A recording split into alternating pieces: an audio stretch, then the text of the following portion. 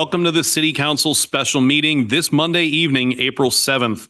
I now call this meeting to order. City Clerk, please call the roll. Certainly, Mayor Newsom. Councilmember Diaz-Nash. Here. Councilmember Svirko-Goditsky. Here. Councilmember Fernandez. Here. Deputy Mayor Lorraine. Here. And Mayor Newsom. Here. We're excited to be here in person tonight with options for those who choose not to be in person to participate virtually. There are several ways to participate. For those attending in person, please complete a yellow request to speak slip and hand it to the city clerk. If participating remotely, use the raise your hand feature in Zoom and you will be called on at the appropriate time. If calling in via phone, press *9 to raise your hand, and when called upon, press *6 to unmute yourself. These options for public comment will remain available until I close the public comment period for each specific section. I'd like to take a minute to announce that our boards and commissions annual recruitment has begun. The city is recruiting for advisory members on all boards and commissions. Apply today and help ensure your voice is heard in our community. The deadline for applications is Friday, May 2nd. Visit the cityofsanmateo.org for more information. The first and only agenda item for this special study session tonight is the US 101 State Route 92 Direct Connector Update. We will have a presentation from Carolyn Marmolado and Amy Linehan, both with the SMCTA. The recommendation is to receive a status update and informational presentation about the US 101 State Route 92 Direct Connector Project. Welcome. And through the mayor, just a quick housekeeping item regards to public comment. Obviously, we have a large audience here tonight. If you intend to speak on this item and you have not provided me with a request to speak slip, please do so at your earliest opportunity. We will be announcing the name of the final speaker for this agenda item. So after which point we will not be taking any additional requests to speak. So please provide me with your request to speak slip. Thank you. Thank you, Mr. Clerk. And Carolyn and Amy, please take it away. Welcome. Hello, good evening, council members. My name is Carolyn Marmolado. I'm a senior project manager with the San Mateo County Transportation Authority. Joining me for the latter half of the presentation is Amy Linehan, our TA Government and Community Affairs Officer. And today we're here to present an update on the US 101 State Route 92 Direct Connector Project. So before we begin the presentation, I just wanted to start by acknowledging a couple things.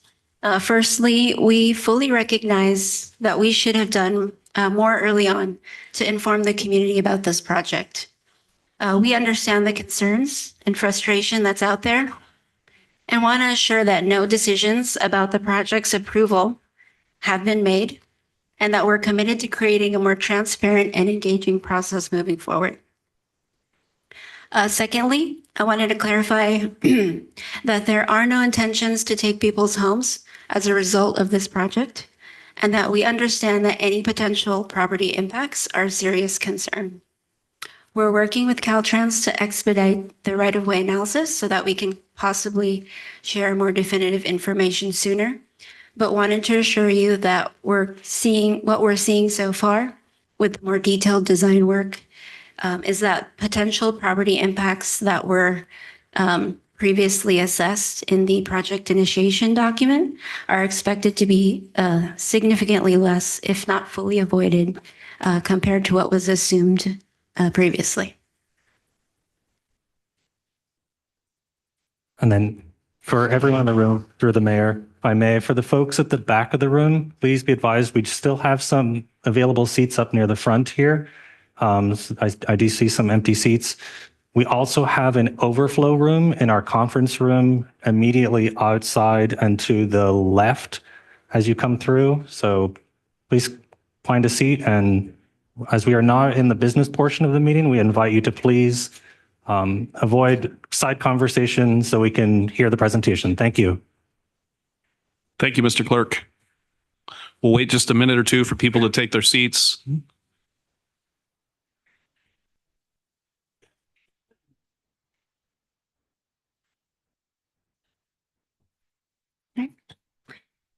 All right, so starting off with an overview, what we'll cover today, there's the three main points. We'll start off with a general overview, what the project is and how it came about. Second, we'll share progress to date and where we're at within the overall project development process.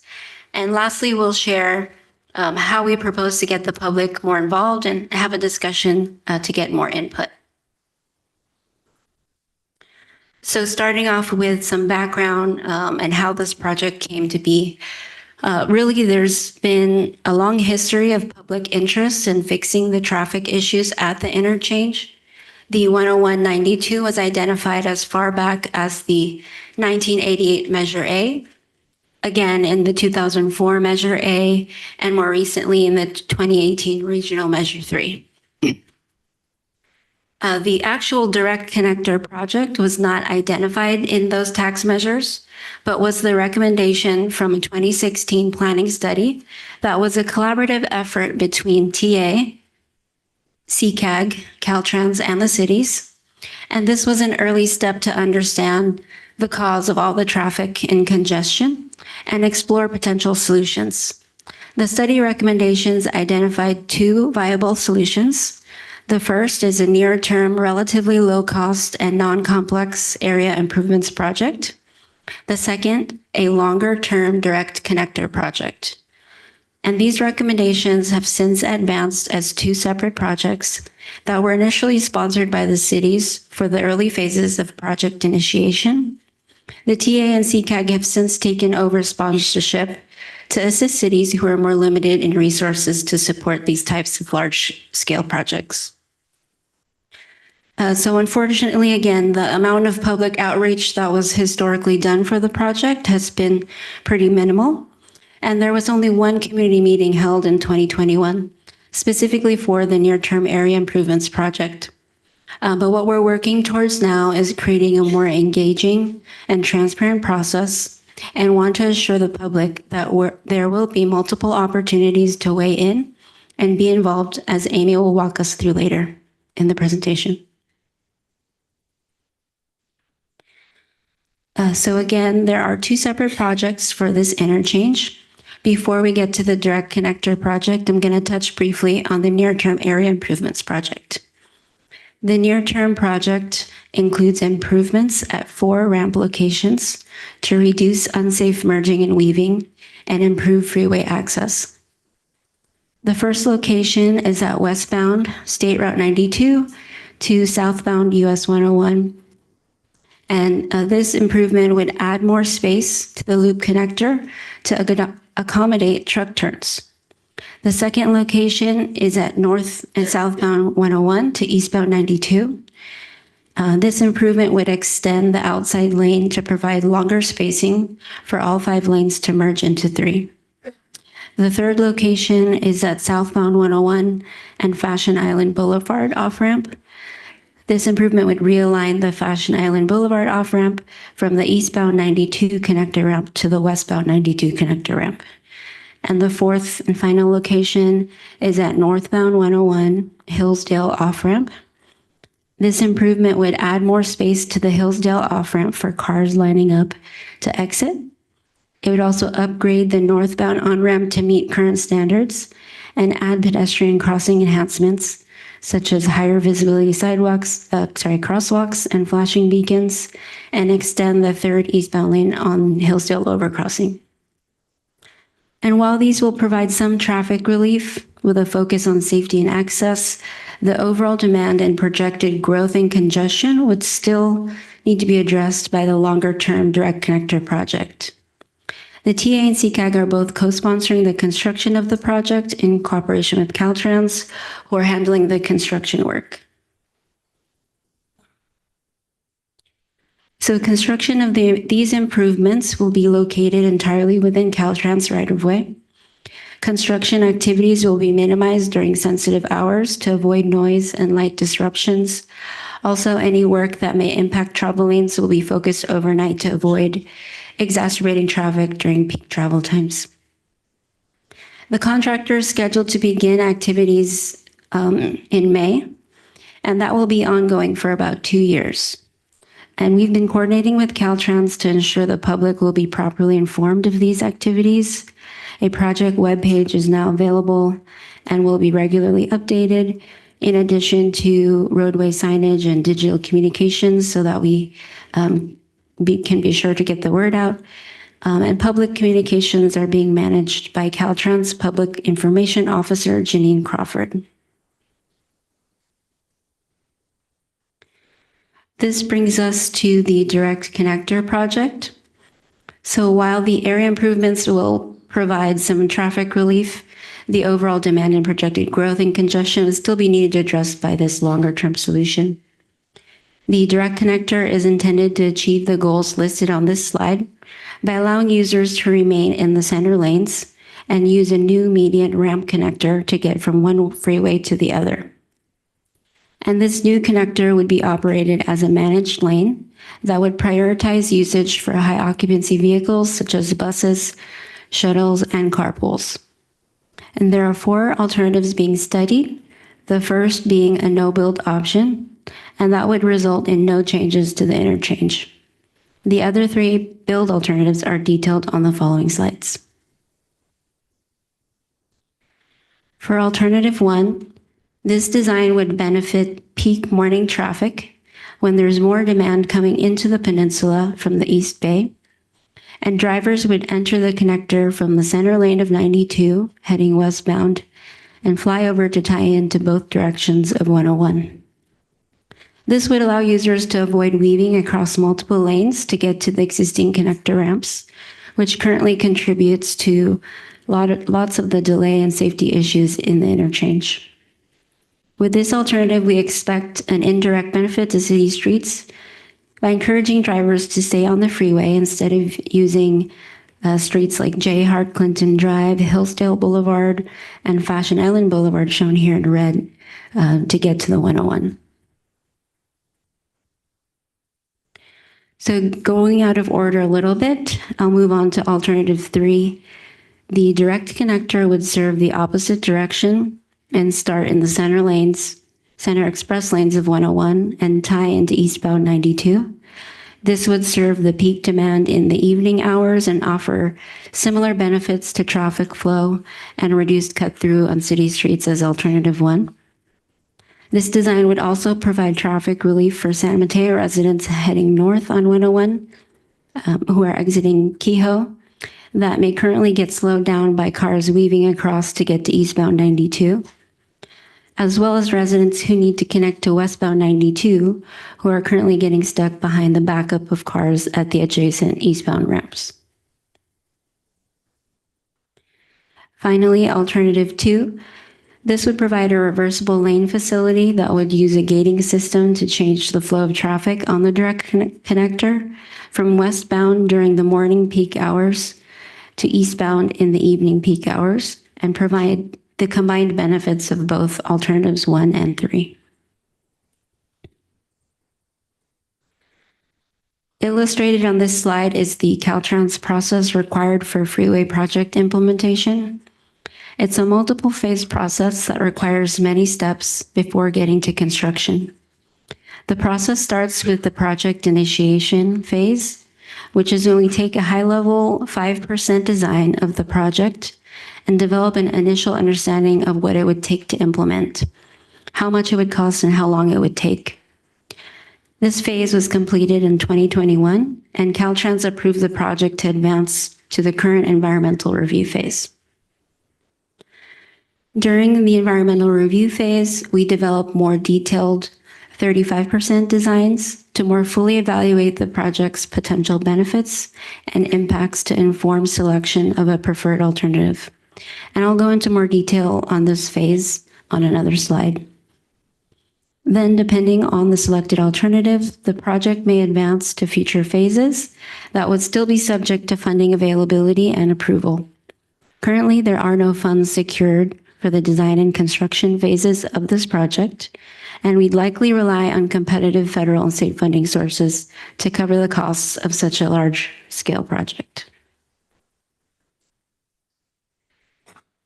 For right-of-way, the process similarly similarly starts broadly and goes through multiple iterations of refinement. This process is highly prescriptive and regulated by the state. And what's shown here is somewhat simplified, but essentially the key takeaway here is there are still many steps required before any property can be acquired. The process starts in project initiation with that high-level 5% design that was used to identify all potential property impacts. This approach is to ensure that the subsequent environmental review phase is properly scoped so that such impacts are fully analyzed. Through this current phase, we'll be looking at ways to refine the design by shifting the project's alignment, narrowing lane widths, or using retaining walls to reduce the amount of land needed. Any remaining potential impacts would then be disclosed in the draft environmental impact report or draft EIR, and those property owners would be notified. The process wouldn't end here, and additional steps would be needed if the project is approved to advance into final design. So diving into the steps specifically for the environmental review phase, highlighted here are some of the key milestones and decision points that are required as part of this current phase. The first step was completed last spring with the public scoping period, and now we're about 1 year into a 3-year schedule. Since the scoping meetings, the team has been busy with ongoing engineering and environmental studies to ensure we're doing robust analysis on concerns we heard from the public about air pollution, noise, and right-of-way. And this list is not comprehensive. There is still a lot of work to be done that will be ongoing until summer 2026. By fall 2026, we anticipate having the technical study findings ready to be compiled in a draft EIR that will be circulated for public review and comment. Public comments submitted during that time will be recorded and considered as part of selection of a preferred alternative that's targeted for early 2027. By summer 2027, a formal response to comments and any revisions to the draft EIR will be documented in a final EIR, and Caltrans will consider authorizing the project for approval to advance to the design phase. Separately, if the project is approved, the TA and CCAG boards would then consider authorizing staff to pursue and compete for funding to advance the project for those phases.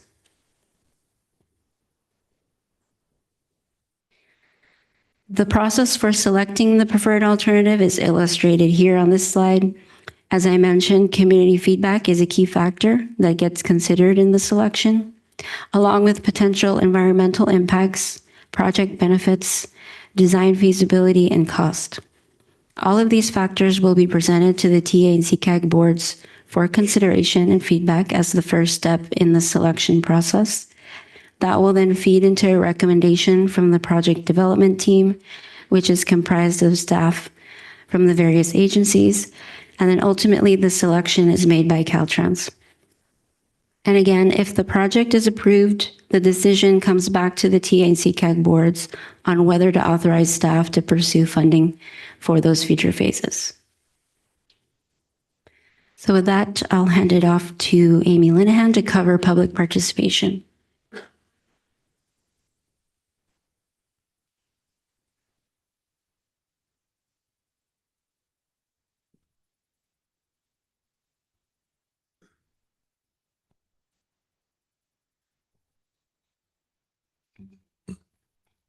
Good evening. My name is Amy Linehan. I'm a Government and Community Affairs Officer for the TA. I want to thank Council for inviting us tonight to provide an update on this project. And I want to thank all the members of the community that have come out to offer their feedback and their comments. Your feedback is very much important and critical to this project. I'm going to review the public participation plan that we're putting together for this particular phase of the project. This public participation plan is specifically related to the environmental review phase. It doesn't extend to any phases that would come after. I would like to get your feedback on some of the tactics that we've outlined as part of this plan. But before I go into what really amounts to about 4 slides, I want to step back and mention a few things that are related to the environmental review process and how it relates to this project specifically. The environmental review process that Carolyn just outlined is clearly long. It takes years to get from point A to point B to point C.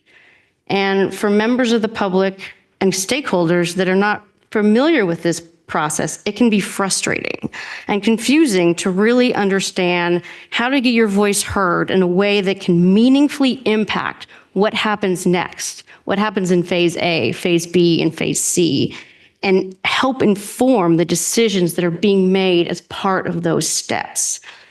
And for projects like this that have created some very valid concerns for community members, that frustration and that confusion can be heightened. Because not only is this environmental review process long, it's very prescriptive.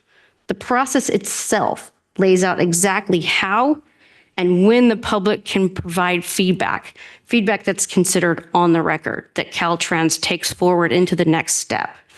So knowing this, we're going to show you an outreach plan that goes above and beyond the outreach that was done for previous phases of this project, and above and beyond what is considered the baseline level of outreach that's often associated with the release of a draft DIR. Because really, at the end of the day, the TA doesn't want to be implementing projects that isn't supported by data and the community. So this public participation plan has a few goals as I see them. I want to provide the public and our stakeholders with an abundance of information about this project. Give them information about what we're studying, why we're studying those things, give them a chance to meet with our project staff, get their questions answered, and provide some early input into the draft DIR. And then once the draft DIR comes out, come back again and give them all of the facts that we have about the project and those possible impacts that it may have in their community. That way, members of the community who want to participate in this upcoming public comment process can do so in an informed manner. It's also really important to me that we make sure that members of the community that want to participate in the public comment process know exactly how and know exactly when to do that. It's really important to me that I make that accessible and as easy to access as possible. So that's going to be one of my focuses moving forward into this public participation plan. That brings me to my slides. We've broken this public participation plan into 3 phases. Phase 1, which we're in right now, which actually started last summer with a scoping meeting. During this phase, we're focused on explaining the project process and getting some early input from the public and our stakeholders. I anticipate that this phase of the project will go probably until about next summer, depending on how we move forward with all these environmental studies. As I mentioned, we had a scoping meeting. We'll also be providing our TA and CCAG board updates on the project. We'll continue to meet with city staff, give them updates, and we'll attend council meetings such as this to provide updates as needed.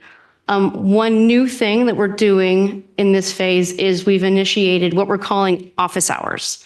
We've invited neighbors in close proximity to the project to come and meet with our staff and ask any questions they may have, get any clarifying information they need, maybe help clear up some of the information that's out there about what and what isn't happening. And we'll be hosting those office hours throughout the month of April. TA and CCAG staff will make themselves available to meet with anybody who takes us up on that offer. And I really do encourage people to meet with us and ask your questions and get that initial feedback heard by our staff. We have also identified some elements of the design phase that can be studied as part of the EIR. And we will be holding focused topic discussions with stakeholders and the community members to get those feedback on those elements, those design elements that we're looking at.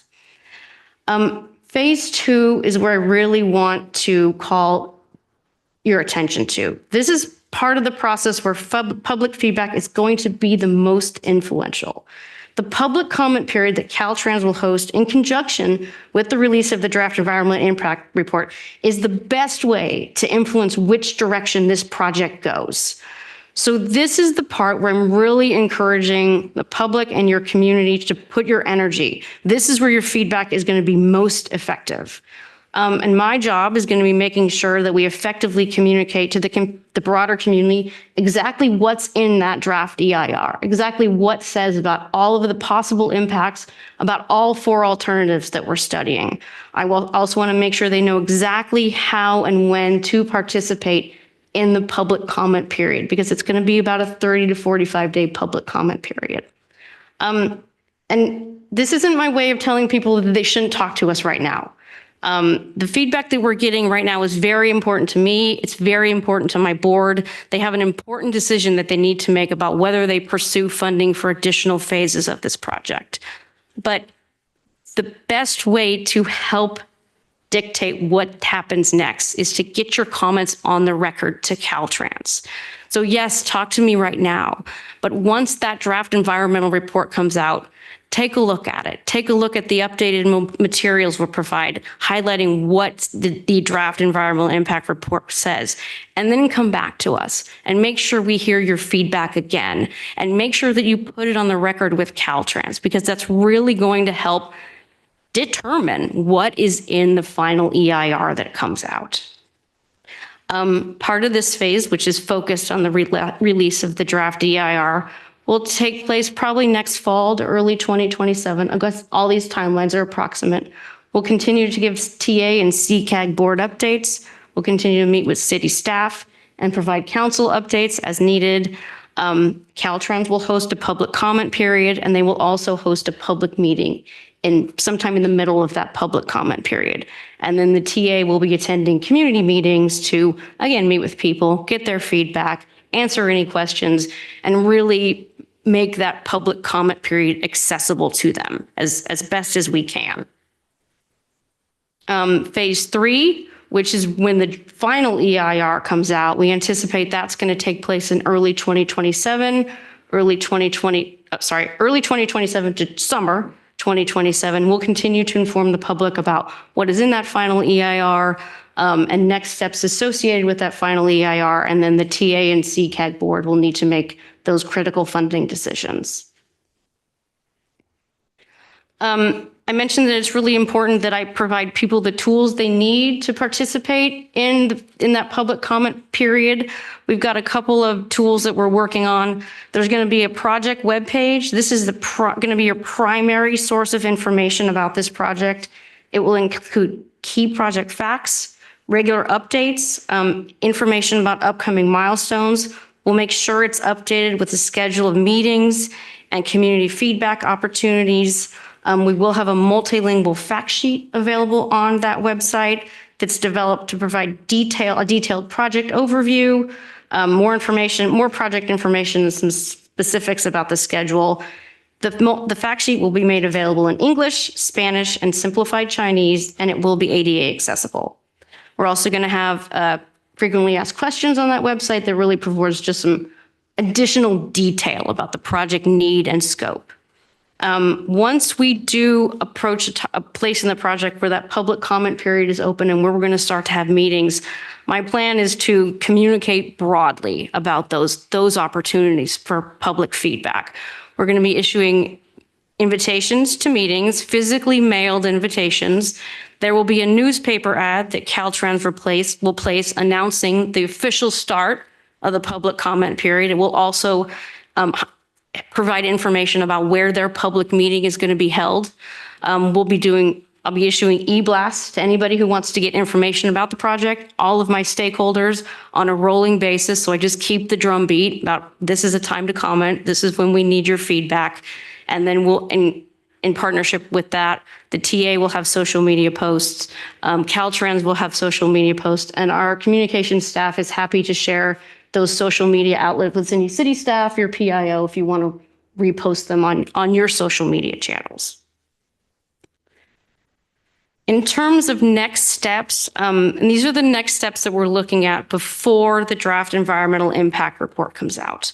We're going to continue the environmental studies and engineering reports that are so critical to developing that draft environmental impact report. We are going to conduct those project neighbors office hours that I talked about Those will continue through the end of this month. We'll finalize our topics for discussion through summer of 2026, and we'll be back to council to provide an update in fall of 2026 as we initiate our phase 2 of the outreach plan. I am hoping to get some feedback tonight from council on a couple of specific things. We are still developing this public participation plan. It isn't final.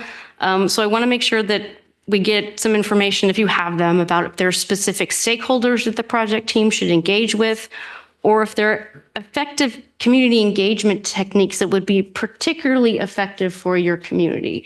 You know them best, you know the best way to reach them, and we want to rely on your expertise to make sure that we're getting that information out in the best way we can. That is our presentation for the evening. Thank you for your time. Thank you very much for your presentation. We're going to open it up for public comment. Folks, we're trying to start our 7 o'clock meeting on time, so we're going to ask that we try to keep public comment brief. Currently, there are 26.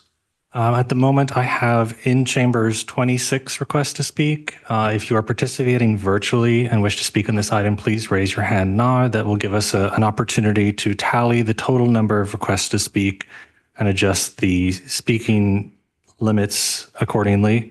If you are in chambers and you have not submitted a request to speak slip and you would like to speak on this item, please provide me with a request to speak slip immediately.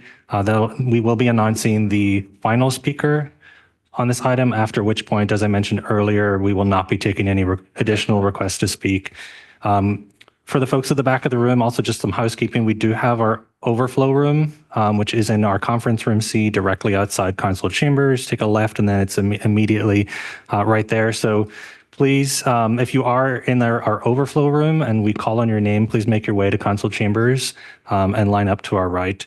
So Mayor Newsom, let me just do one last final call. I don't see any individuals moving towards the chamber for additional requests to speak. So Mr. Clerk, could we just cap the time at a 40-minute public comment period?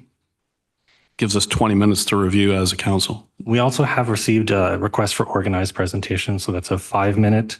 And we have a total of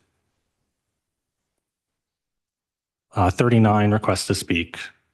39 plus 5? Through the mayor. Yes.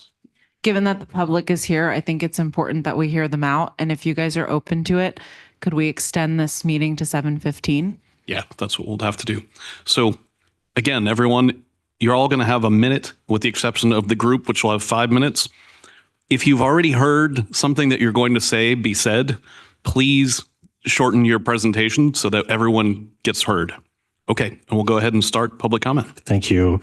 So just to announce, we will not be taking any, in council chambers, we will not be taking any additional requests to speak after Eddie Lee Alvarado, and in our virtual environment, Lori Heater will be our final speaker. So we will begin tonight with our organized presentation. If Mike Swire, if you could please come up. And if I call your name, please line up to my right.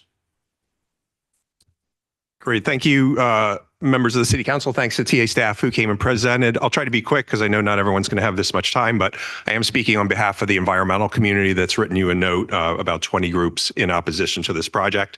I am a San Mateo resident. I vehemently oppose this project. I believe it's one of the worst, if not the worst projects that I've seen in many years of following transportation projects in San Mateo County. We could be spending 200, 300, 400 million. We don't know how much money this will cost us, basically to facilitate commutes for wealthy East Bay residents at the expense of San Mateo County taxpayers as well as others. Thank you. Thank you. Thank you. Just That doesn't make sense. Folks, there's no cheering or jeering. Sorry. We got to keep this moving along. If you want to show signs of support, you can do this, but please, no applause. So we just heard that there's this very lengthy process, but I want to make sure the City Council realizes that if per the TA board that I went to last week, they said that if the city of San Mateo does not want this project, they will take that into consideration and they will make a determination whether we need to go through and spend another $9 million, 2 years, and all of this uncertainty as to whether to continue with this project. So my ask tonight is for the city council to write a letter to the TA board asking them to cease the project. So I just want to go through a couple of the problems with the project real quick. Actually, real quick, I know not everyone's speaking. Is anyone here in favor of this project? Raise your hand. Is anyone opposed to this project?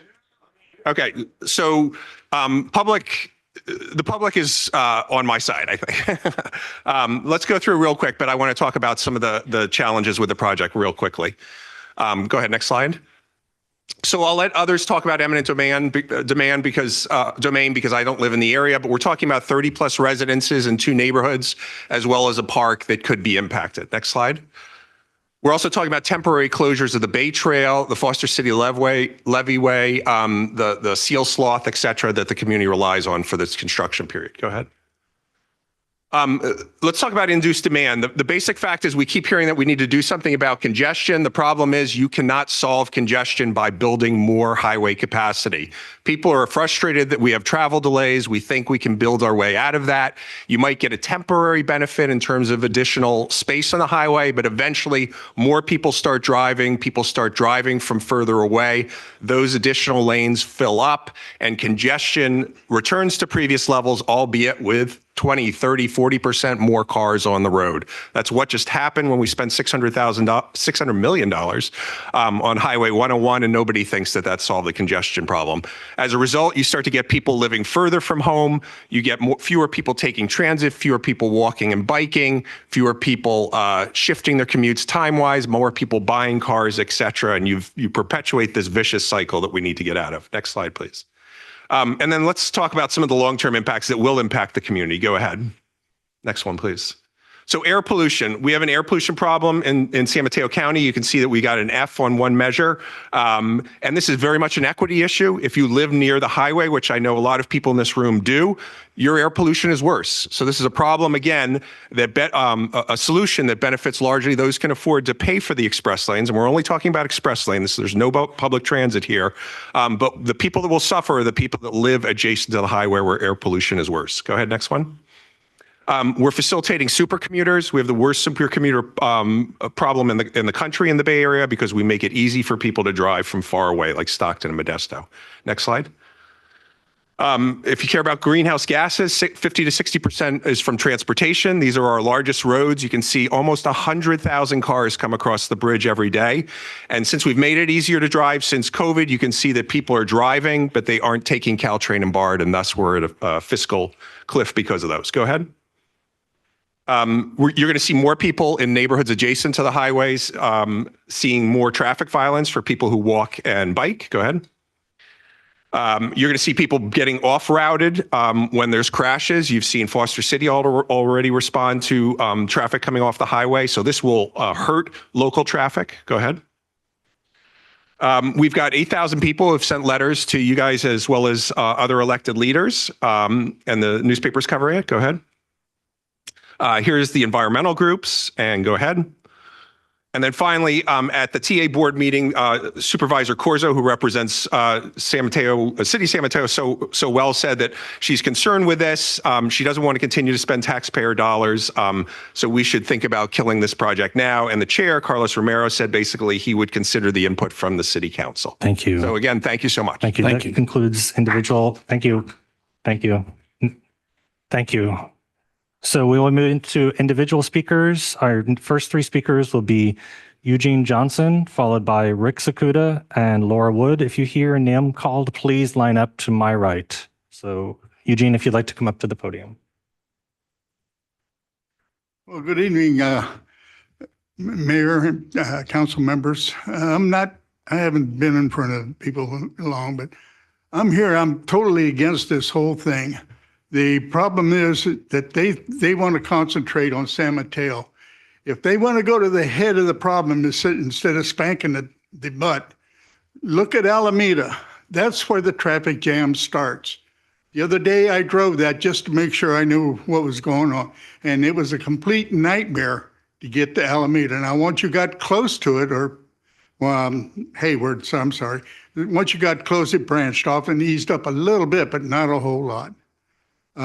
Coming back was bumper to bumper to the toll gate. Once we got past the toll gate, it was a nice even flow, even dropping down onto 101. What they're proposing is a nightmare.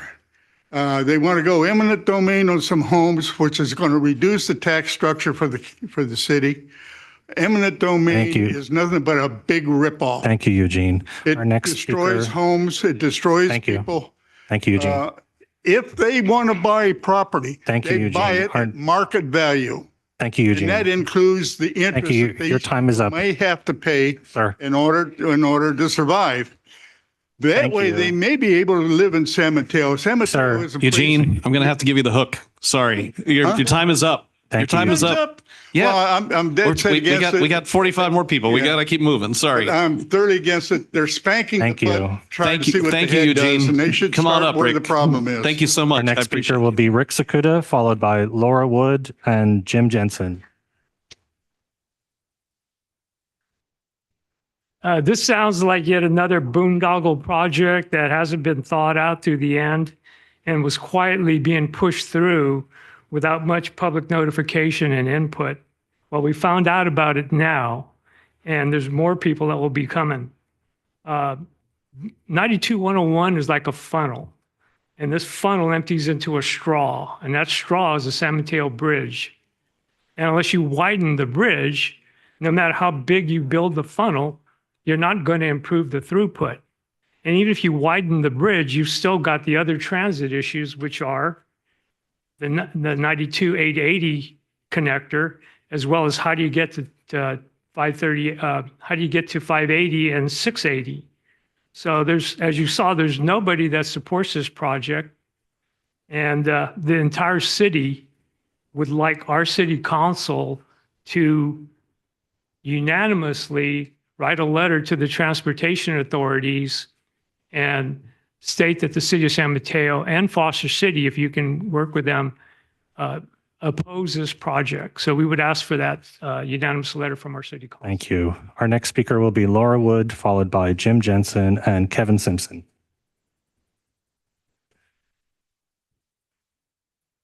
This past Saturday, I walked along Adams and Washington streets to speak with neighbors about this 10192 freeway expansion project. I was deeply saddened to discover that many homeowners were unaware of this project. Among them was an elderly woman of Asian descent who had only a basic understanding of English. A proud young Latino man wearing traditional Michoacan clothing in front of his beautifully kept house with 3 spotless vans for his plumbing business. A housebound elderly couple who had just read of the project in the Daily Journal. And a family that recently lost their patriarch, the homeowner. We also visited a care home that owned 2 adjacent properties. All of these individuals would find it impossible to replace their homes and businesses on the peninsula if the proposed pay-to-play lane is installed. One neighbor showed me a flyer that just had arrived that day. However, it contained very basic information and was only available in English. It seems quite heartless not to inform these residents well in advance Thank you, Laura. about these plans. Thank you. Thank you. Please oppose it. Thank you. Our next 3 speakers will be Jim Jensen, followed by Kevin Simpson and Olivia McNally. Hello. I think that it is absurd and unconscionable to spend many millions of our tax dollars on a project that is intended to allow a few rich people to save a few minutes on their commutes in their special lane. How many people will lose their homes and have their lives disrupted beyond belief? How many other people will have to live in their homes and put up with the destruction of their neighborhood and decimation of their home's value? And worse yet, after it's completed, they will have to walk out their doors every day to face the increased noise, pollution, and a cement travesty where once there were houses, a park, and blue sky. All this so some rich people can shave a few minutes off their commute. please oppose this plan. Thank you. Our next 3 speakers will be Kevin Simpson, followed by Olivia McNally and Michael Lim. The fact that we're even here talking about this project is mind-boggling and preposterous. And I hope that you're going to send a strongly worded email or letter, or maybe write it up in blood and take it down to the Transit Authority and tell them to stop it. Pull the plug now. Let's not spend another dime. If you want to incent people to use public transit and improve road conditions, fix public transit. Spend the $200 million on last mile solutions. I'll give you a very good example. My husband and I try and be good citizens, and we take the transit up to the city to go to the opera or the symphony or to a rock concert or to go out to eat or to go to the museum. When we come back, we take BART down and we have to sit at the airport for 30 minutes to catch another train to go to Millbrae, to catch another train to get down here to San Mateo. What does that incent us to do? By the way, the last time the state built a nice transit solution was this 101 express lane, which started falling apart. Thank you, Kevin. 6 months after it was built. Thank you. Pull the plug now. Our next 3 speakers will be Olivia McNally, followed by Michael Lim and Lori Watanuki. Good evening. My name is Olivia McNally. I'm a homeowner in the Parkside neighborhood, San Mateo native, a local business owner, and the president of the Shoreview Parkside Neighborhood Association.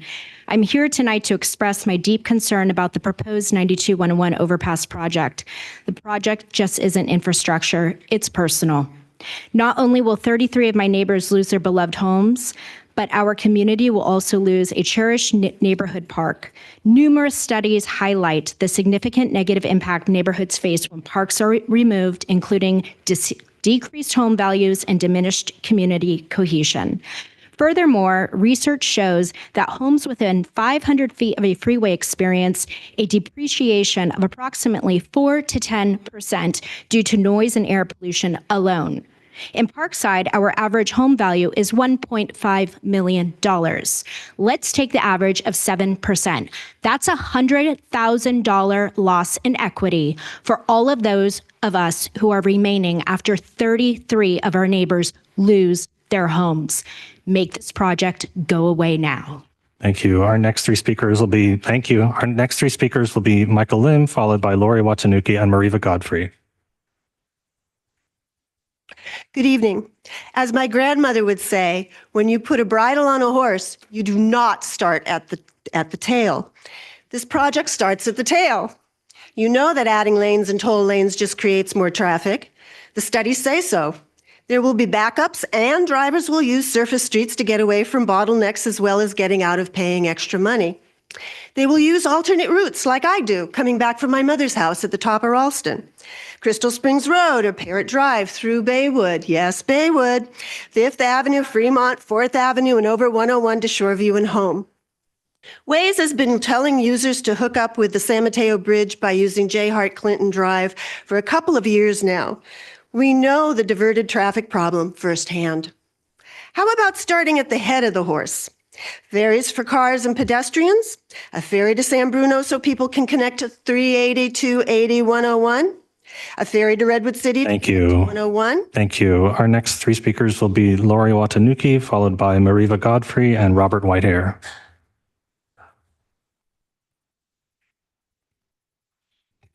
Good evening, Mayor Newsom and members of the City Council. My name is Lori Watanuki, and this project at $200 million is an estimate from 2021 and probably much more costly today. This project is not good for the neighborhoods and with the possible eminent domain situation, and we currently have too much greenhouse gases with air pollution on the west side of 101 in the Central and the Sunnybrae neighborhoods. These low sound walls at 9 feet with no vegetation are woefully inadequate for the protection from the cancer-causing toxic gases that lane widening brings. We need much taller sound wall on the west side of 101 to reduce the health and environmental impacts. You can better spend the money investing in smaller non-diesel passenger shuttles to and from the East Bay Thank you. commuters. Thank you. so Our much. next three speakers will be Mareva Godfrey, followed by Robert Whitehair and Anna Cure. Hi, my lovely city council. I've lived on the east side of San Mateo for 25 years, and I represent tonight the 101 residents at the Laguna Vista HOA complex. We are vehemently opposed to the 101 92 expansion. Our complex and all the surrounding homes in the Los Prados area are already riddled with a lack of alternate exit routes at Los Prados, Norfolk to Hillsdale Boulevard in the event of an emergency evacuation. That is our only route out. Our 101 and 92 ramps heading out of the area, less than a half mile from our complex, are gridlocked at all peak hours on any weekday. This expansion would exponentially worsen a really worrisome problem. Please halt this unwanted project. Thank you. Our next three speakers will be Robert Whitehair, followed by Anna Cure and Christina Herlitz. Mayor Newsom, members of the council, thank you for this opportunity to speak here tonight. As you know, I've owned a home here in San Mateo with my wife for 43 years. Back in 1963, I was in high school when my father and I went to San Bernardino, California, to meet with representatives of what was then called the California Department of Highways. We were protesting the planned eminent domain purchase of our home for the new Pomona Freeway down there. We were told something familiar, that the freeway was needed for efficiency to reduce congestion. After 60 plus years, public agencies are still focused on building more and more roads with more and more vehicles and more pollution. I recently learned that running over that land where we used to live, where our family home was, are now 250,000 vehicles passing by each and every day. Caltrans and the rest of the folks down there got more vehicles and more congestion. To reduce traffic, please listen to the voices calling tonight for better local bicycle lanes and more buses along with regional. Thank you. Our next three speakers will be Anna Cure, followed by Christina Herlitz and Michael Reagan. My name is Anna Cure. I'm President Emeritus for the San Mateo United Homeowners Association, and my concerns are always the well-being of our neighborhoods. And I live in Baywood, so please don't think that the people in Baywood don't care about congestion in all the other neighborhoods. I certainly always have been a voice for all of the neighborhoods, in particular for neighborhoods east of El Camino. The potential dismantling or desecration of a neighborhood park and property rights infringements on 33 homes is totally unacceptable, and the community will draw the line there. In the future, if this topic comes up as a serious problem for us, there will be a tidal wave of opposition. We don't want people displaced to accommodate traffic lanes that cost people money to drive. People's homes are sacred to them, regardless of their zip code or what they paid. Thank you. Our next three speakers will be Christina Herlitz, followed by Michael Reagan and Peter Mendel. Hi, my name is Christina Herlitz. I'm the Vice President of the Shoreview Parkside Neighborhood Association. The 101-92 connector is a very bad project.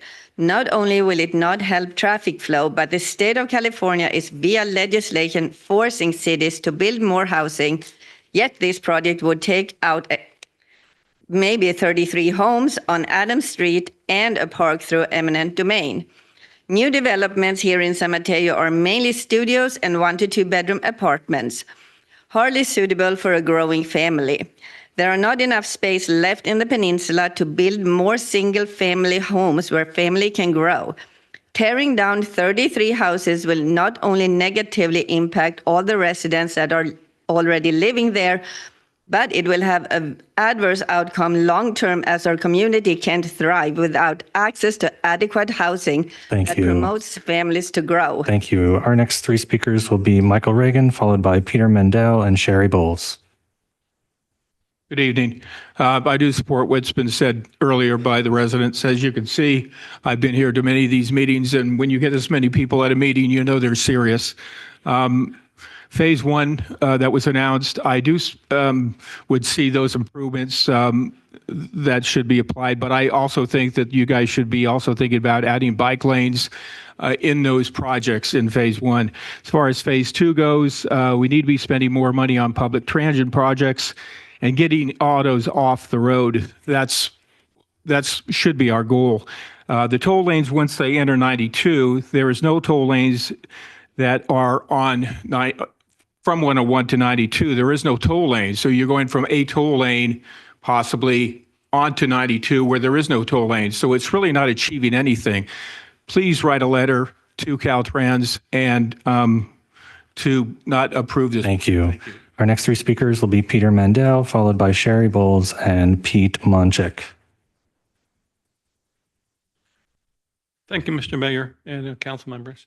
I would say, please stop this project. It's a flawed environmental process because it's a flawed project. The only alternatives being examined. The only alternatives being examined are all managed lanes. 3 different managed lanes are all the same narrow options. Do these options meet the planned objectives of reducing traffic congestion, improving travel time efficiency? I don't think so. Do they do so enough to warrant the cost and disruption that they're going to cause? I don't think so. I believe that this project should be stopped and the staff should go back and review a wider range of alternatives than just those 3 narrow options being presented to you today. Thank you. Thank you. Our next three speakers will be Sherry Bowles, followed by Pete Monchik and Seema Patel. Good evening, Mr. Mayor, Deputy Mayor, and council members. My name is Sherry Bowles, and I'm a longtime San Mateo resident. I'm opposed to this project, and I have several concerns. In addition, for it not being good for the community, it is also harmful to the environment. In addition, one of the largest concerns is that it's sending mixed messages. The state of California is forcing cities to build more housing. Yet this project would remove 33 homes and a neighborhood park. Tonight, I am asking you, our city council, to please send a letter to CCAG and the Transit Authority opposing this project. Thank you. Thank you. Our next three speakers will be Pete Monchik, followed by Seema Patel and Tom Leese. Hello, Council. Pete Monchik, Portsmouth Way. I've lived in San Mateo on Portsmouth for 39 years in Fiesta Gardens. It's been an amazing experience. We live literally on the other side of the retaining wall. So we're very familiar with traffic, with noise. You know, it's supposed to be for the greater good, eminent domain, but to think about giving up 33 homes, I haven't heard anything here tonight that say that is for the greater good. We're not sure what it would accomplish. Is it really solving the problem? Or is it just kind of, as they say, putting a Band-Aid on it? 200 million, 21 with tariffs today, probably looking at 400 or 500 million, maybe, or more. Can California really, at this point in time, afford to do that? What's the impact of self-driving cars in the future, AI, people working from home? Has that been addressed at all? What's it going to be like 15 years from now? Thank you. Our next three speakers will be Seema Patel, followed by Tom Leese and Giselle Godoy. Good evening, City Council. I currently serve as the chair of the San Mateo Planning Commission, but am speaking to you on my own behalf as a resident of San Mateo in District 3, where this project is located. I do not believe it is financially responsible to spend $200 million widening US 101 and adding a new express lane direct connector, given that studies have repeatedly shown that increasing road capacity results in a commensurate increase in car volume. There is a great New York Times article on this called "Widening Highways Doesn't Fix Traffic, So Why Do We Keep Doing It?"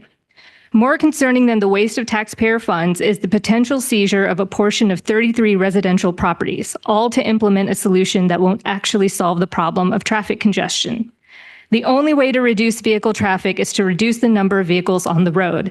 I encourage the TA, Caltrans, and CCAG to redirect this funding to capital projects in the Regional Measure 3 expenditure plan that will enable a mode shift from private vehicles to public transportation, such as new BART cars, extending BART Silicon Valley service, extending Caltrain, and restoring public transit across the bridge. Thank you very much for your consideration. Thank you. Our next three speakers will be Tom Lees, followed by Giselle Godoy and Elaine Salinger.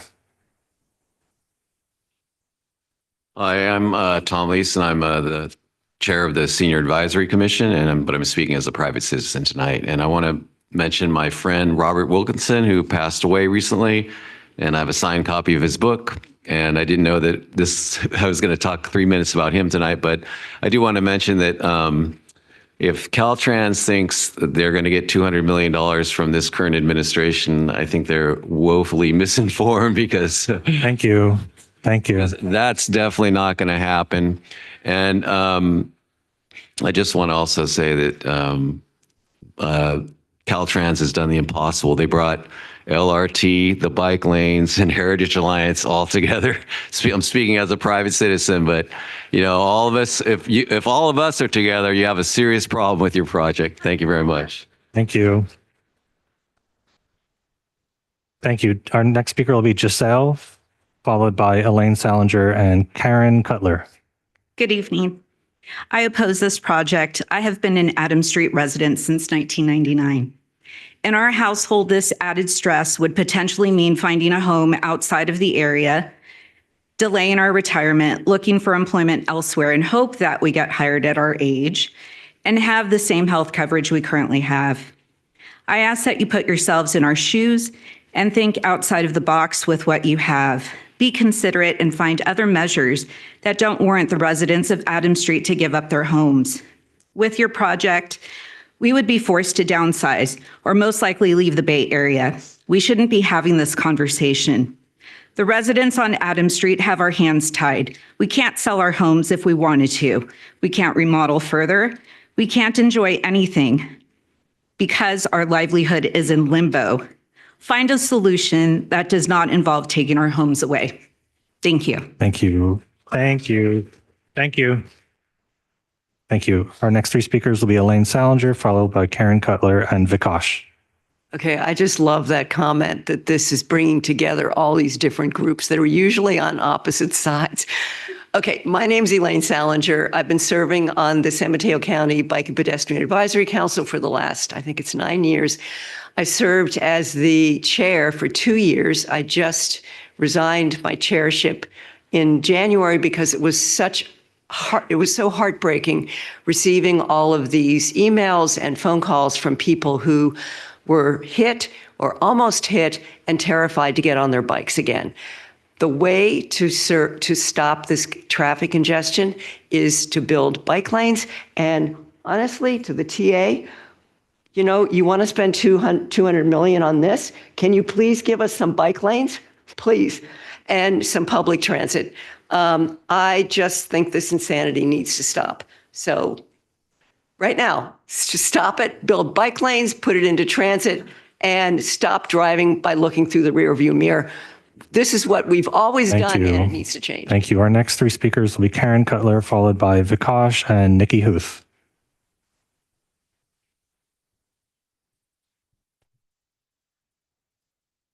Yes, hello. My name is Karen Cutler, and my family has lived on Adams Street for over 70 years. I'm here in protest for myself and all my fellow neighbors on Adams and Washington streets that are being threatened with eminent domain. These vulnerable lower-income families on these streets can ill afford to be forced out of their homes. The impact of this project would be to remove 33 homes on these streets and would include the loss of our neighborhood park. I attended the San Mateo County Transportation Authority and Community Advisory Committee meetings last week for project updates, and one of the comments during the meetings was that the affected families and general public would not be fully updated until after the 2026 environmental report, in order that the public could make and offer a more impactful feedback at the time.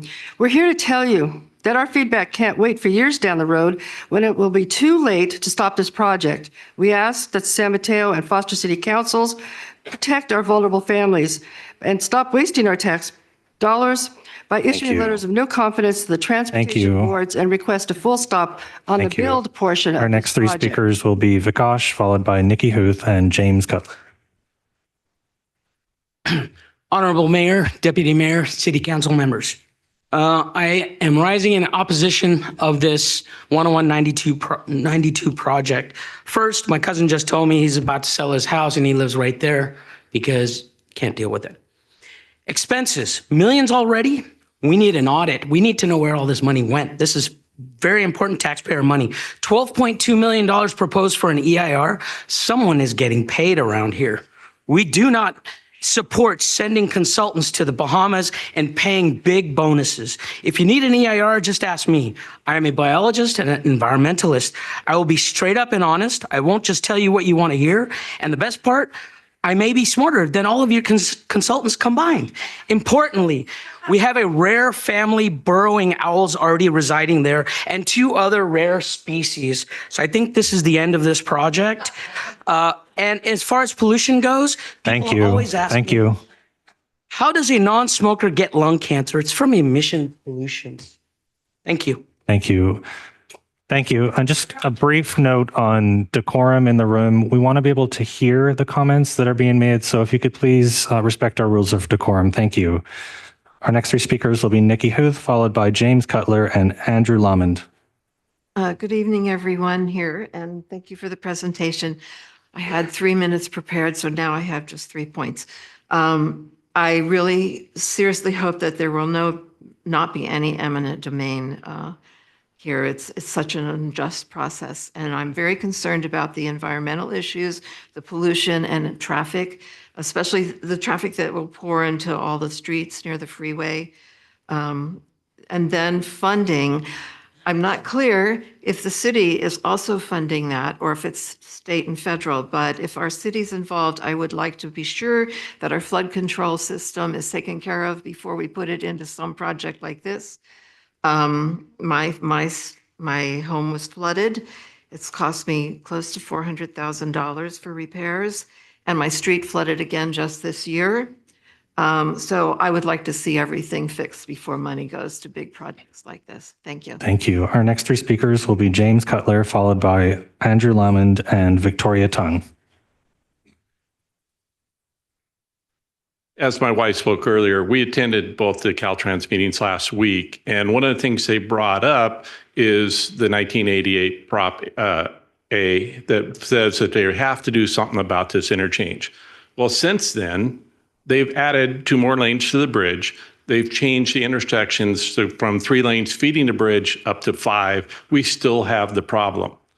We currently do not have any mass transit system going from Caltrains over to BART on the other side. There's no mass transit going across. That needs to be explored before you start ripping out houses and stuff like that. That's my opinion. We need to get the mass transit going before we build more. Otherwise, we'll have 20 lanes like the Bay Bridge, and we'll still have the problem. Thank you. Thank you. Our next 3 speakers will be Andrew Lamond, followed by Victoria Tung and Susan Manheimer. Hi, Honorable Mayor, Honorable Deputy Mayor, and Honorable Council members, thank you for hosting this. And I would like to oppose this measure and please write to Caltrans. This is not a measure that you want to get behind. I'm fully behind property rights. Those are personal rights. And you're going to destroy families and our neighborhood in Parkside. So thank you for opposing it. I would yield my time to Eugene. Thank you. Our next 3 speakers will be Victoria Tung, followed by, sorry, Eugene. We're not taking any additional time. One thing I wanted to bring up that everybody is ignored. Sorry, Eugene, it doesn't you work. You have Bayside Middle School sitting in the construction zone. All right, thank you. That needs to be addressed. And there Eugene, should be. I'm trying to be polite, but it doesn't work like that. So thank you. I know. I'm sorry. Thank you. Thank you. Thank you. Thank you, Eugene. Please take a seat. I am.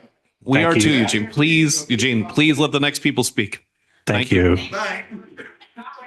Thank you.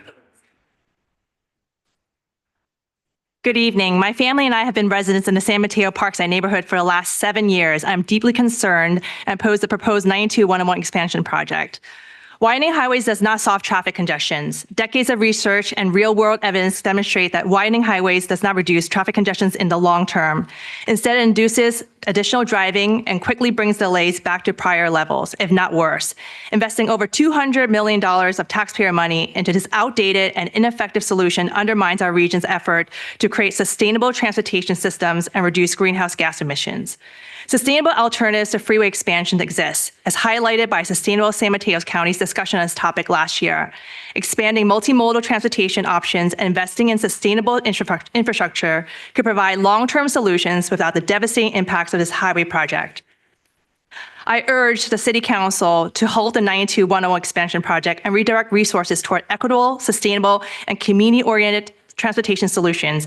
Our neighborhoods and our future generations deserve better. Thank you. Our next two speakers in chamber will be Susan Mannheimer, followed by Eddie Lee Alvarado. Thank you, Council.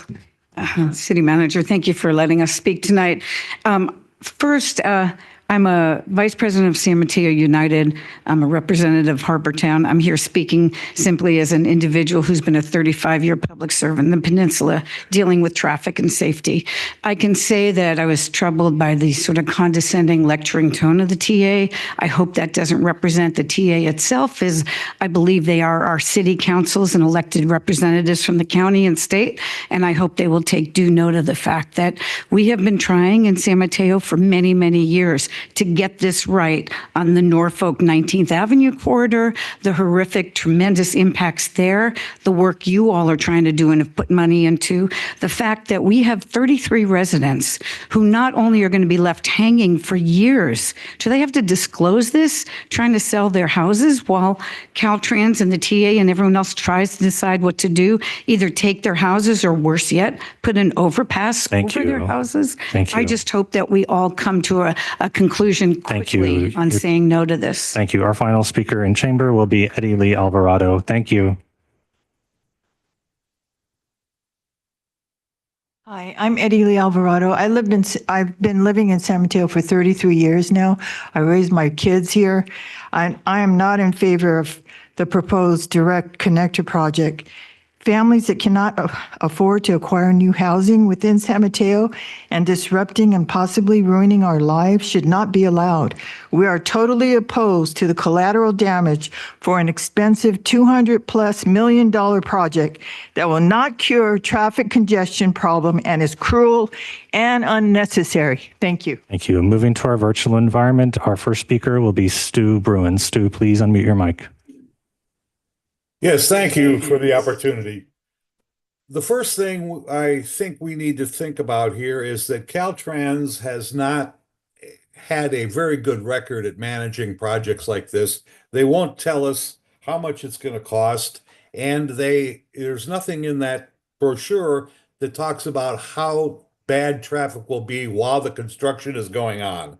You don't just drop a flyover in the middle of a freeway without closing a couple of lanes. Thank you. Thank you. Our next speaker will be Giu Luani. Please unmute your mic.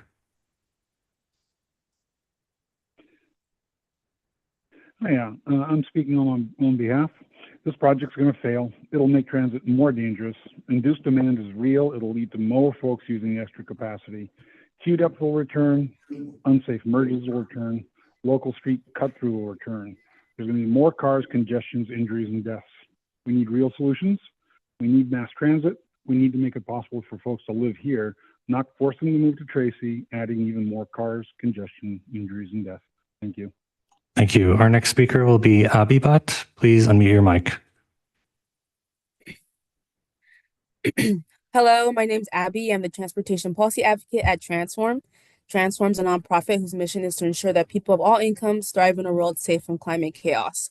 Throughout this presentation, I've heard about solving the problem of congestion, yet we know that highways don't solve congestion. Therefore, this solution that you're offering is problematic to the core. This highway widening will just encourage more cars on the road in San Mateo County, increase congestion, climate change, taxes, road maintenance, costs, and air pollution. Now more than ever, people are tightening their belts and are struggling financially. Taxpayers should not have to spend $200 million on another ineffective and unnecessary highway widening. Instead of building more highways, focus on public transportation and supporting things that would actually help San Mateo County, like opting in and supporting the regional measure that would fund transit. Thank you. Thank you. Our next speaker will be Jordan Grimes. Jordan, please unmute your mic. Good evening, Council. Jordan Grimes, 19th Avenue Park. There's an old adage in urban planning. Adding more lanes in an attempt to solve traffic is like undoing your belt another notch to cure obesity. It obviously doesn't work, and everyone can tell. Here's the thing about this project. Everything about it is bad. It's exorbitantly expensive, it will not accomplish its stated goals of reducing traffic, and worst of all, it will harm community health, displacing people from their homes and increasing traffic pollution in our neighborhoods. We all know why traffic is as bad here as it is. People can't afford to live in San Mateo, so they have to commute in. More lanes will not fix that. We need to build affordable housing and provide mass transit options across the bridge. Thank you so much for your time.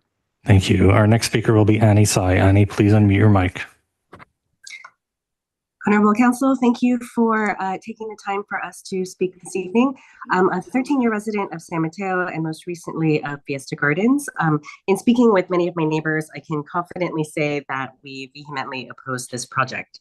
It is irresponsible to continue building concrete paths to enable more pay-to-play vehicle transit when both BART and Caltrain are experiencing fiscal crisis and while there are zero public transit options over the San Mateo Bridge. We must make it reasonable for people to connect their lives to their jobs, not make it easier to waste away 10 to 20% of their days, waking hours, sitting in their cars, when they should instead be with their families and loved ones. I urge Council to unanimously support the no change option and urge our transit agencies to build real and meaningful public transit for our community. Thank you. Thank you. Our next speaker will be Melina Norton. Melina, please unmute your mic. Hi, thank you for hearing me out. I am a Parkside resident of 13 years. My street has so many young families and more are moving in. My child goes to Parkside Montessori School. Our neighbors go to Bayside School down the street. I vehemently oppose this project. This project has so many far-reaching and wide negative impacts. What about the loss of green space for our neighborhood? How many more trees do we have to lose? We continue to sacrifice places for our kids to play and walk our dogs for a freeway. That's what we're sacrificing for, a freeway, a park for a freeway. And what about the 2+ years of construction? What's the plan for that? Parkside neighborhood has one way in and out of our neighborhood. It's Fashion Island Boulevard and Norfolk. That's it. It's already impossible to get into our neighborhood during the evening rush hour. That's where you're going to have to do construction. What are you going to do? How are we going to move about our neighborhood? I just don't see how that's possible. And on top of everything else, I watched the presentation. You say you're having office hours. Where do I sign up? How do I get information? I don't see any of that information on the website. You say you're going to have all these meetings for public comment. Where's the information for that? Thank you. Our next speaker will be Tasso Zagrafis. Tasso, please unmute your mic. Building more housing and increasing housing densities means more traffic congestion for all of us. And in consequence, now the need for highway expansion projects. It's just a reality. There aren't any other solutions proposed that are viable. I understand the need for this project to ease congestion, improve traffic flow, enhance safety, and mitigate environmental concerns. However, I must express a very strong objection to one specific element, the use of eminent domain. Eminent domain is a bad option. Just look at the damage inflicted when eminent domain removed the north central community parking for the 3-year failed bike lane experiment on Humboldt Street. That failed bike lane experiment remains very unsafe for children, and few adult riders prefer the sidewalk instead of the bike lanes. Eminent domain for bike lanes should never come at the cost of displacing residents or harming our equity priority communities. Please go forward with the project, but do the right thing and eliminate any threat of eminent domain. Thank you. Thank you. And as was announced, Lori Heater will be our final speaker on this item. Lori, please go ahead and unmute. Good evening, City Council. I'm Lori Heater, President of the San Mateo Heritage Alliance. I'm concerned there are no historic or cultural resource studies identified in the presentation by the project advocates. In addition, I'm concerned that the recommendation is for people to only comment on the EIR process, which specifically excludes comments on the project. I urge the city council to vote to object to this project because I don't think it'll achieve the goals of safety and reduce traffic. Thank you. Thank you. Mayor Newsom, that concludes public comment. Well, we'll go ahead and close public comment and we'll open it up for questions and comments, feedback from the council. I know I have a certain council member to my right who would like to go first, and so I yield to her. Thank you, Mayor Newsom. I would like to begin by thanking Carolyn and Amy from the Transportation Authority for attending tonight's City Council meeting to share more information about the proposed Highway 101-92 widening project. I know firsthand that it isn't easy to receive negative feedback from the community, but it is an essential element of our democracy.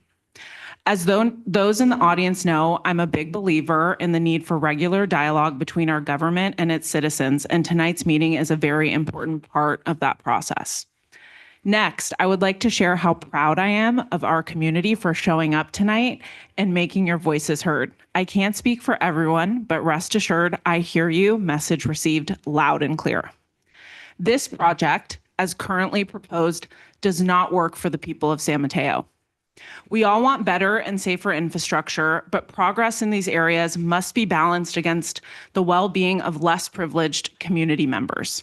Taking parks away from children and homes away from senior citizens, and there are 2 group homes on Adams Street, to expand highways and build pay-to-play toll lanes for the wealthy is not acceptable. I'm calling on the Transportation Authority to reconsider this project. We will not stand for sliver takings or eminent domain of properties and parks. This is a non-starter. However, this project is just the beginning of our concerns. Other serious questions must be asked. For example, what are we doing to repair and improve culverts running under Highways 101 and 92? These culverts, which are too small and not always cleaned, played a role in the significant flooding San Mateo experienced on New Year's Eve in 2022. Have you factored in how this will impact other City of San Mateo related projects? For example, the work being done for the protected bike lane under 92 at Fashion Island and 19th Avenue. Next, this project claims to improve travel times through the 101-92 interchange. This sounds nice, but will this be true for everyone or only those who can afford to use pay-to-play toll lanes? 4, we've all seen how demand-based pricing is working up and down the peninsula. Lanes that initially cost 50 cents to use now cost $10 or more. Is there a limit to how much you will charge us? Finally, this project is currently estimated to cost the taxpayers $200 million. But at last week's Transit Authority meeting, the agency acknowledged that costs associated could be closer to $300+ million. Is this really the best way to spend taxpayer money? What about other forms of travel? Simply put, we need to be more creative here. I'll close with this. I would like my colleagues on the San Mateo City Council to publicly oppose this project and consider agendizing an item to write a letter of opposition. I'd also ask us to consider asking Foster City to join in on this letter. Thank you.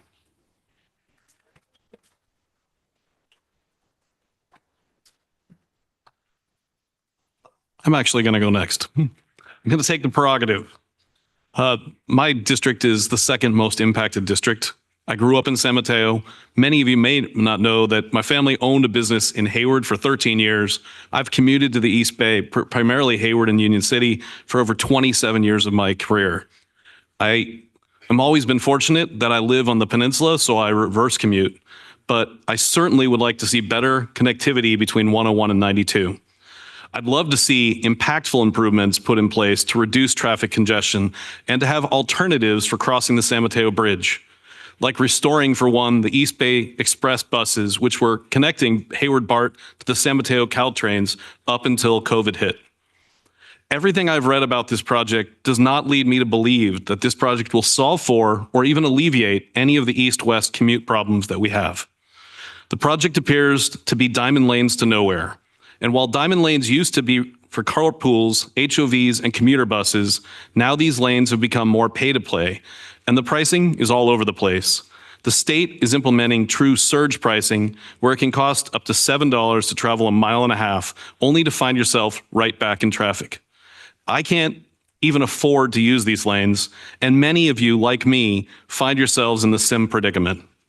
All of these lanes seem to be moving a bottleneck from one place to another. With the state of California in dire financial constraints, work should be done which improves our circumstances, not just to spend a budget. It's my understanding that this funding comes primarily from, or at least in part, from Measures A and 3, which were passed by voters specifically for highway improvements. If this means that the funds can't be used, for example, adding a BART rail crossing the San Mateo Bridge, then can we at least make sure that we're using them for freeway infrastructure projects that spend better and improve things? Things like repairing and improving our sound walls. In my district, especially Central, Sunnybrae, Fiesta Gardens, San Mateo Village, and Lori Meadows, all along the side of 101, these sound walls are in horrid condition and many are too small for the amount of traffic. Case in point, our Fiesta Gardens Park and soccer field, which is also threatened with eminent domain, only has a cyclone fence protecting it. Really no sound wall protecting our youth from noise pollution. Doubling and right-sizing the culvert drainage, especially underneath 101, particularly for Lowell Creek, is really important. With global warming on the rise, this culvert is woefully undersized, and as a result, many hundreds of San Mateo residents continue to live in a flood area and have to carry flood FEMA insurance. Additionally, there's present threat of freeway flooding or even a failure of 101 if we had significant enough flooding as it crosses over Laurel Creek's culverts. If we are going to have to do widening, strategic widening should be done that benefits not just those commuting to the East Bay, but those that live here. Not currently represented are any improvements, for example, widening the 4 lanes to 6 from 92 to 101 West to Hillsdale Boulevard near CSM. These would help alleviate congestion, particularly because Foster City residents send their children to San Mateo to go to high school. And Foster City residents have to join in with that morning traffic to get east to take their kids to school. Widening and reworking also of the El Camino and Alameda de los Pulgas off-ramps would help so that during rush hour, traffic is not backed up onto the freeway. Any projects that would move forward, and I'm not saying I support moving forward, should make sure that they have no imminent domain impacts, should not be threatening 30 to 40 people's homes, should not be impacting our Washington Park or Fiesta Gardens Park and playing field. They should not impact any east-west protected bike lanes, especially the pedestrian and bike lanes that cross under the 19th Avenue corridor, which is under 92. And they should not conflict with areas where we're trying to develop more housing. Housing is a key state initiative, and we have planned projects along the 92 corridor, and the widening of the freeway should be taking a back seat to our housing and certainly not removing housing or zones planned for housing. I hope that the showing of people here tonight gives the state pause before moving forward with this project. If the state is going to spend $200 to $300 million while currently operating between a $38 and $70 billion deficit, the spend needs to make real and measurable impact and have a positive community benefit. This plan currently simply does not. I'd again like to thank you for presenting to us today. I'd like to thank you for listening to public comment, and I support my colleagues' idea of writing a letter. And I will now yield the floor. Who would like to go next?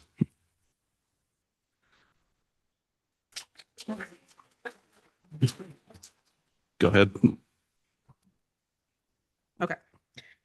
I want to thank the TA staff for being here and for presenting. I know that this is what the easiest part of your job, so I just want to thank you. Additionally, I just want to say that I tried to join the email list on the slide provided and got a bounce back saying that the email list subscription doesn't work. So if that isn't a metaphor for this project, I don't know what is. I too am a public servant and know that your job isn't easy, and you are also a messenger for decisions made levels above you. So really appreciate you being here today. I also want to applaud Spina, Olivia, and Michael in particular for all that you did. Look what you've done. This is all you. I want to support Councilmember Swiko Gaditsky's proposal for us to write a letter against this to the TA. I also want to add some levels to it if you're open to an amendment. I want letters to go to CCAG and for our representative to CCAG, Mayor Emeritus Nash, to engage CCAG in our position on this project, which would potentially be against. I'd also like us to send letters to Caltrans in Sacramento and our District 4 leadership, Dina El Tawanzi, and our state representatives, Assemblymember Pappen. We have a representative in the room here today from Assemblymember Pappen's office, and to Senator Becker's office. I work for him, so I'm his representative, to let them know our displeasure on this topic. Thank you. Councilmember Diaz-Nash.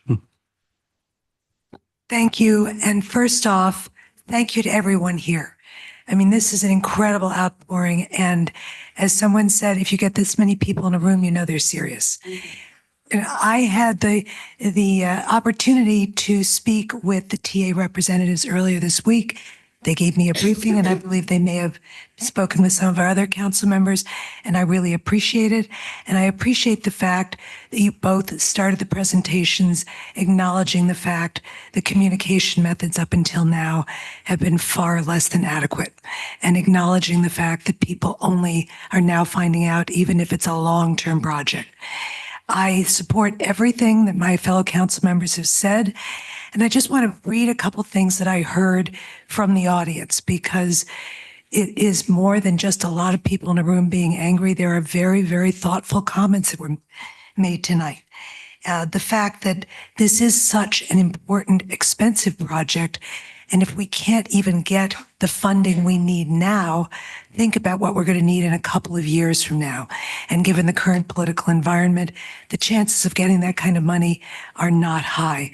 We recently had to kill a project, 101 in Peninsula Avenue, that was started many years ago with lots of great intentions to make it more safe, make commuting better, and we had to kill it because we couldn't get the funding.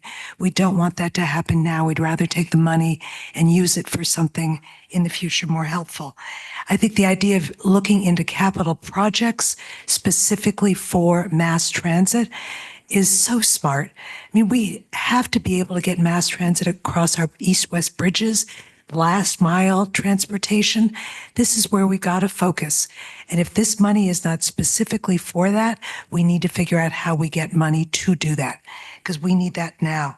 I think also the fact that I am the CCAG representative, as my council member colleagues said, I would be very happy to bring all of our comments and feedback to CCAG. I believe we're going to be having a presentation perhaps next month. And I just think this is the time to pause this project and say, what are we doing and what should we be doing for the greater good?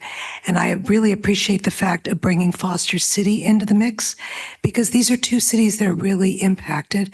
And I think if we can do it through meetings, through letters, whatever the most appropriate way would be, we will be more effective. So I endorse your suggestions. I endorse your amendments, and I yield back my time. Thank you. Councilmember Lorraine.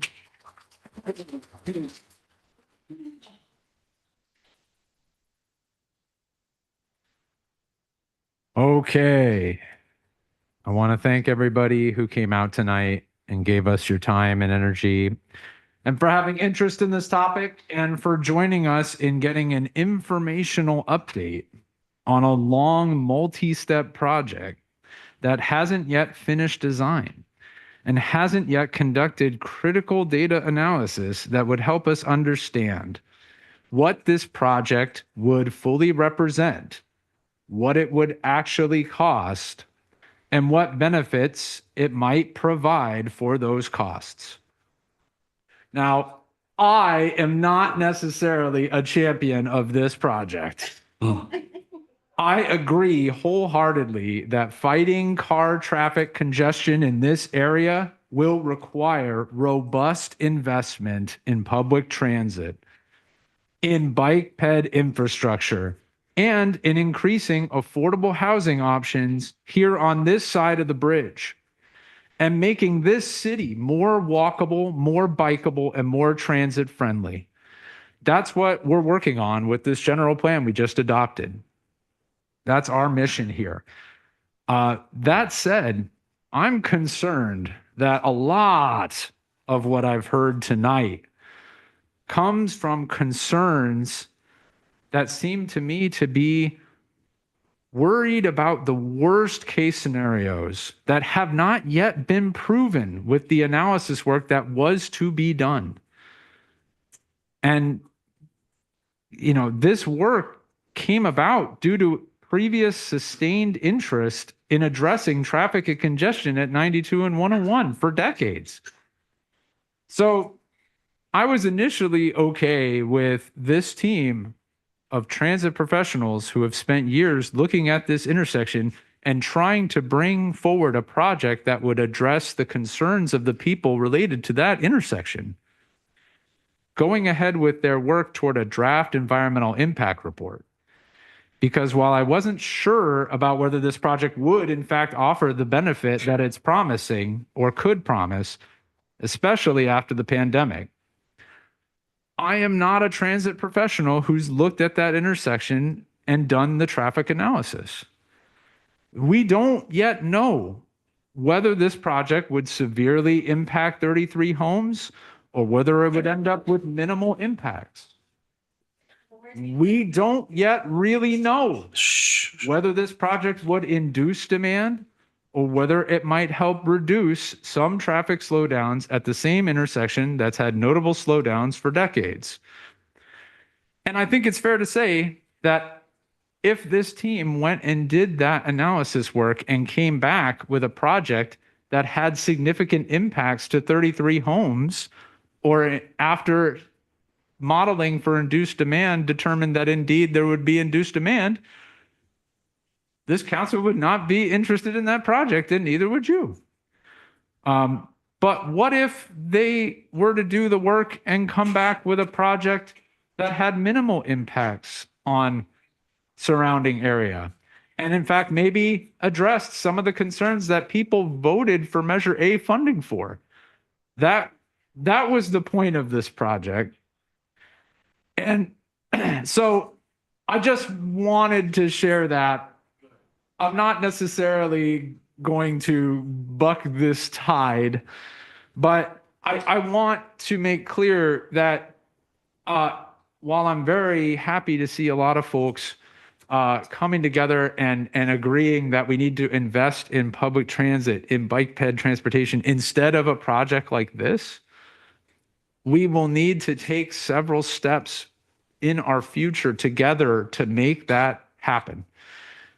Going for no project on this will not solve that. It will not make any new investments in bike ped, in transit. We're going to need to make steps together in the future. And I hope when those steps come to the people, that the same folks who mentioned support today will bring that support through, because that, I agree, is what we need. But as has been mentioned, this is highway money. So this project is not necessarily going to be converted into something that the folks in this room might prefer. That said, I appreciate what some of my colleagues are saying about possible other ideas that you know might be studied further if the SMCTA and Caltrans were interested in doing so, given it's their project. I think those are my comments. Thank you. Okay. Knock it off, please. Okay. So Mayor, so what I've heard from the comments this evening is that I've heard a majority of council wishing to pen a letter I know Councilmember Fernandez listed out all the different groups and stakeholders or agencies that we should be penning the letter to. If the council wishes to move forward with that letter. I motion to move forward. Just before that, can we identify 2 council members who'd like to pen that letter? and I'd we like bring it to back help for a- pen the letter. I would nominate Mayor Newsom. I can't hear, one moment, please. One I would second. nominate Mayor Newsom since their districts are the ones most affected. So Mayor Newsom Agreed. and Councilmember Swerko Goditsky will go ahead and pen a letter that we'll bring back on a consent calendar agenda for full council approval. Does that sound okay? Yes, I Yes, that's motion great. to move forward. I hear- I don't think we need a motion, but do we have majority consent? Just the idea of doing something with Foster City as well, if not the letter having. So we cannot control what Foster City does. We're happy to reach out if that's what the council wishes to do to We'll reach notify them of the letter. Yep. I'm seeing nodding heads. Can we have Mayor Newsom reach out to Mayor Jimenez and see if they'd like to engage on this? Yes. Thank you. Need 3 nodding heads. Well, I still think that San Mateo should pen a letter if Foster City, okay, just checking. Pen a letter to Foster City. No, if Foster City wants to do their own thing, we should Yes. still have. Okay, still move forward with our city's own individual letter. Correct. Okay, so I see at least, I see majority of nodding heads here to move forward. So thank you for that direction. So before we adjourn this special session, again, I'd like to thank everyone for coming out tonight. Yeah, we can. And I will now adjourn. Thank you.